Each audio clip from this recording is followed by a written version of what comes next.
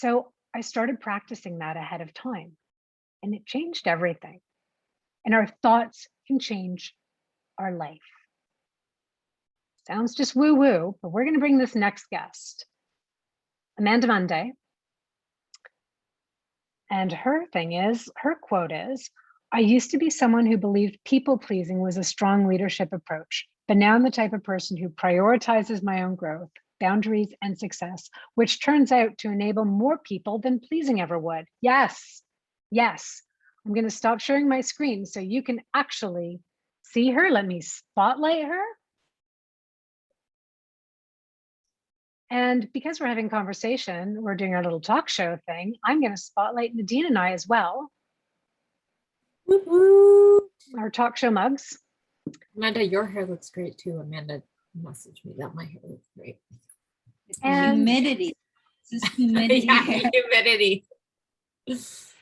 And we want to have Amanda here today. One of the reasons I really wanted Amanda here is because Amanda's very, very intelligent and is very good at finding the loopholes, reasons, excuses why she's right in the way she's doing things. And it's not, again, about right or wrong. It's about what's serving you and what's not. So watching Amanda figure shit out was just so exciting. So we're just going to start with the first question is, where were you when you started Kickstartology, and where are you now? Hi. So when I started, I was in, I think, for about a month, maybe 5 weeks into the third or second, maybe third lockdown of COVID. I own a brick and mortar business and was very tired, hope is all lost. I'm a broke entrepreneur. Everything is hard. There's nobody's doing any deals. I know what I have to do, but I don't know if it's going to work or not. And it's out of my control. There was a lot of like that happening. And also, even though I was in lockdown and didn't have any actual deadlines, I was probably the most tired and most unable to take breaks. Compared to now when I'm like in 2 locations deep and somehow have more free time. Yeah. So where are you right now, right? Like, tell us a little bit about where you are now. Yeah. So now I am planning my second location, which will either launch in October 2021, or if COVID throws me a curveball, January. And I'm light about either way.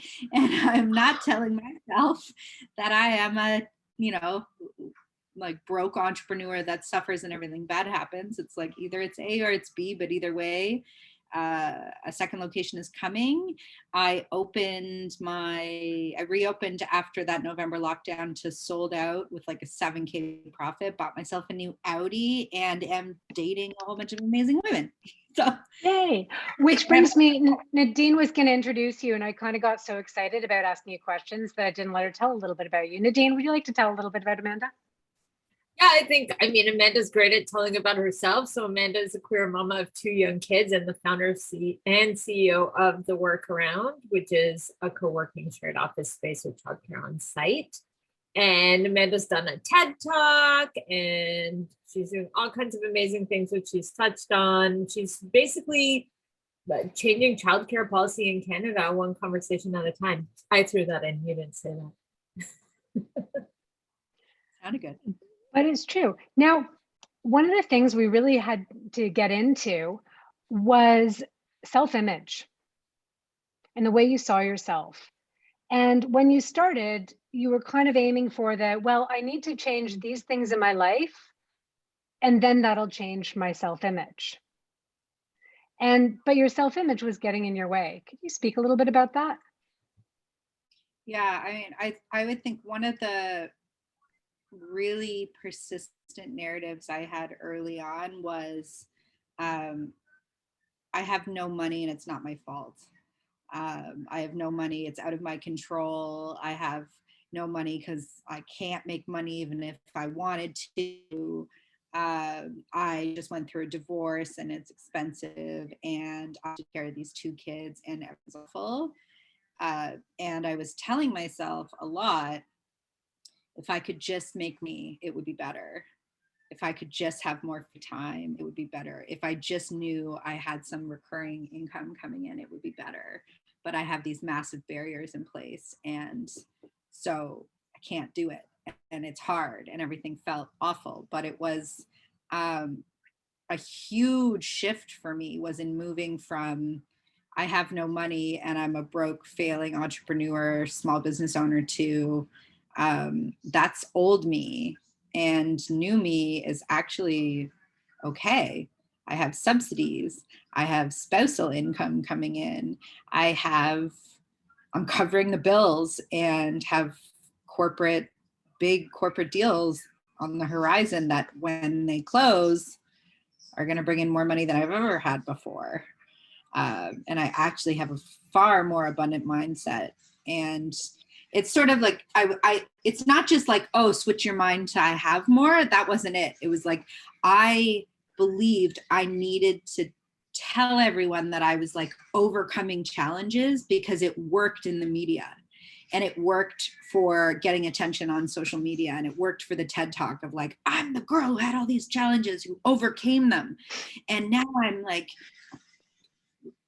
I have to keep telling the story of suffering because it's part of my identity.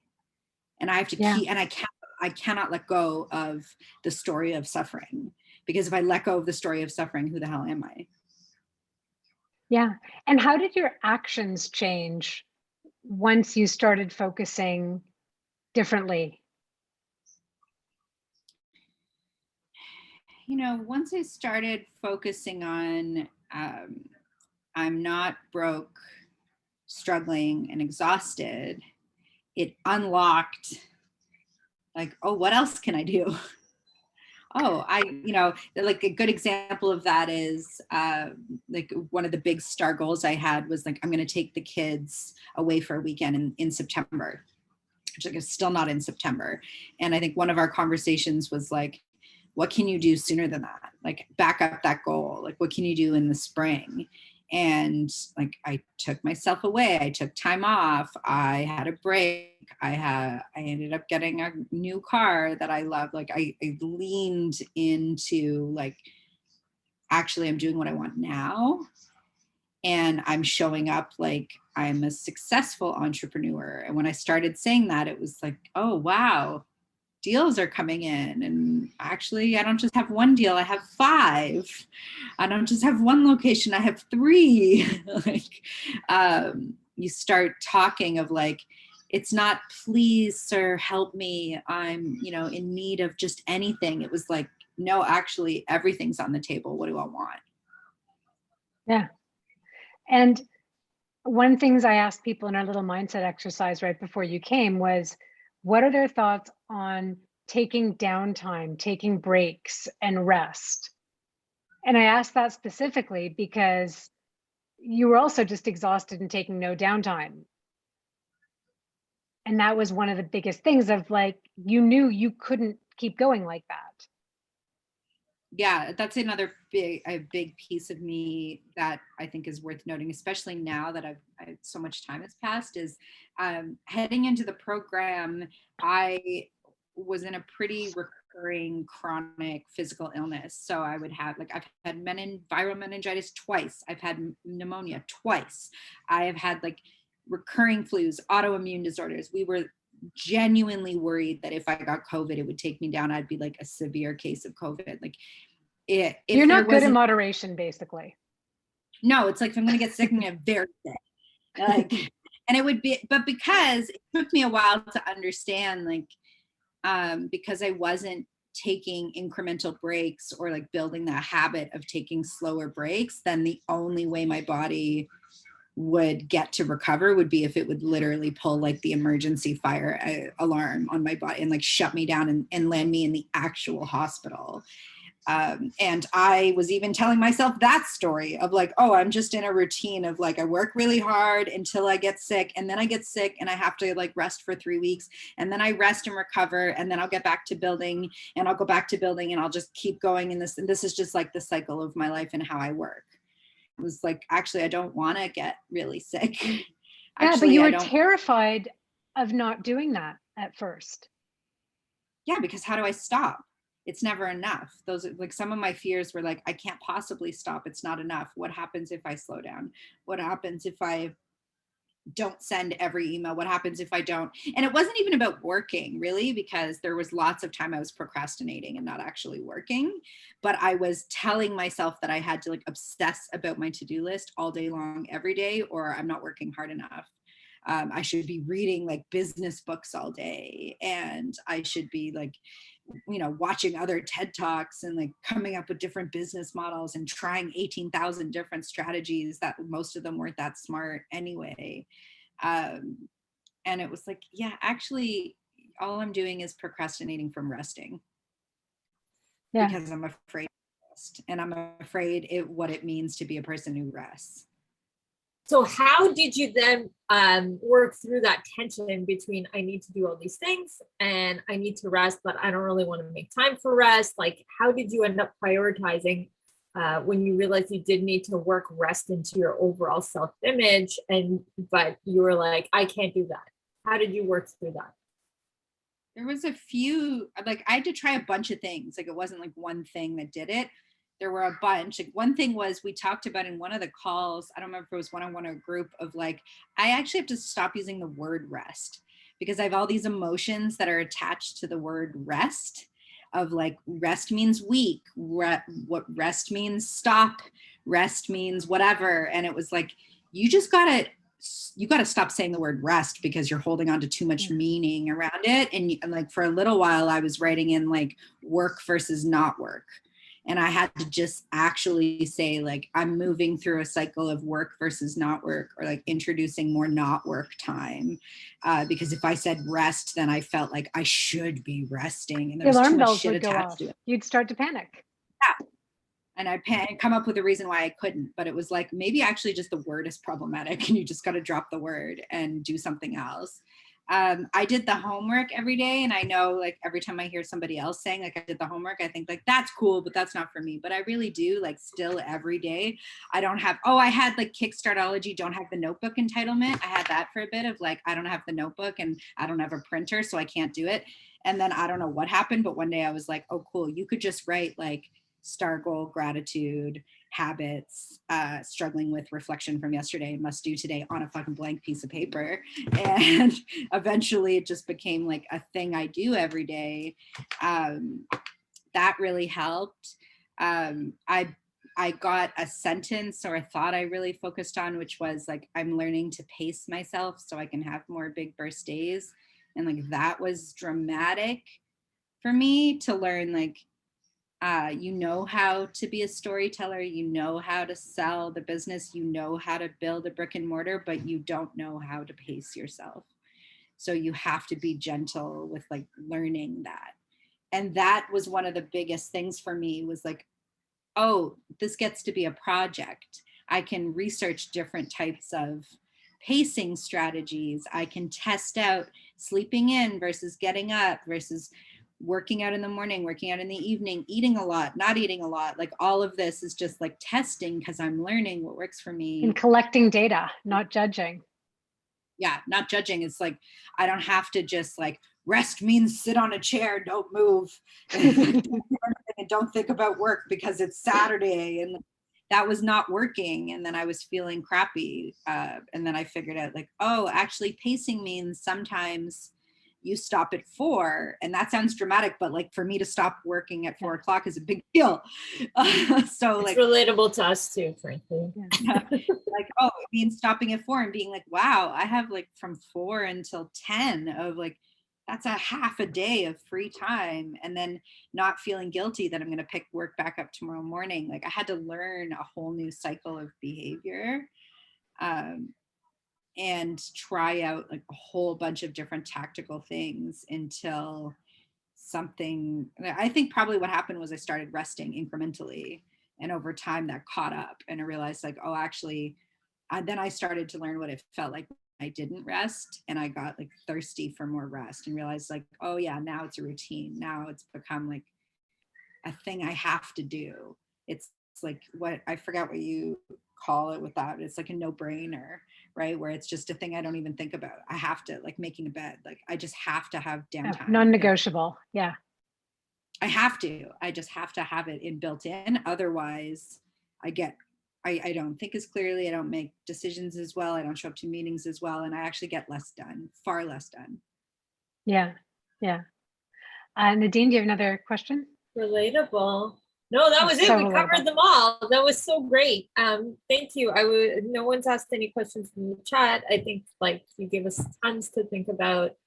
And I just want to reiterate that like how cool it is to watch when Amanda's like, you know, part of the thing is we have this homework, we've got the workbook, we have all the tools. And look, I have an ADD brain. I'm so good at bullshitting myself, or I used to be so fantastic at it. So there are a lot of things in there that are kind of like catch you out. And you know, it feels different once you know you're bullshitting yourself.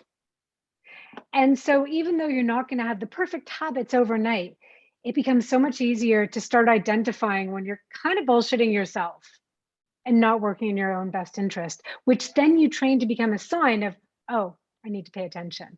Right? So watching you do that when sometimes the resistance was so strong and you're really stubborn, because you're also really good at convincing yourself. Yeah, I can really believe that I am like, I can come up with like real third-party factually evidence for hardships of like, no, this is like documented difficult. I have to like say I'm single with 2 kids and no breaks and no help, and there's no schools open right now, and virtual school and my business, and oh my god, I agreed to do this other thing and that was done. I took on this course and now I'm overwhelmed. And it was like, okay, hold on. And, yeah, and I laugh because the thing is you're so good at telling the story, everyone's going to believe you, and then you're going to be like, see, I'm right. I can't, you know, and other people like looking to comparisons with other people doesn't help, right?